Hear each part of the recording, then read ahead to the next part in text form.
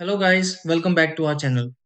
If your Eufy baby monitor suddenly stops connecting to the camera and the screen refuses to show live video, it can feel disturbing, especially when you expect everything to work quickly. Sometimes the monitor keeps searching without connecting, while other times the camera powers on but the video feed never appears.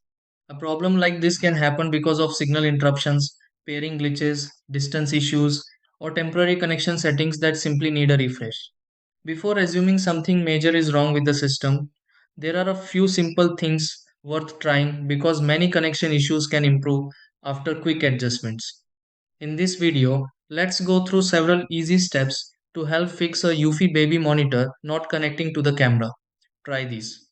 Step 1. Move the Eufy baby monitor closer to the Eufy camera to test signal strength. Step 2. Restart both the Eufy baby monitor and Eufy camera briefly. Step 3. Check if the Eufy camera shows power lights and stays fully active. Step 4. Reconnect or pair the Eufy baby monitor with the Eufy camera if needed. Step 5. Wait briefly while the Eufy baby monitor refreshes connection signals. Step 6. Test the Eufy baby monitor again and confirm the camera feed appears normally.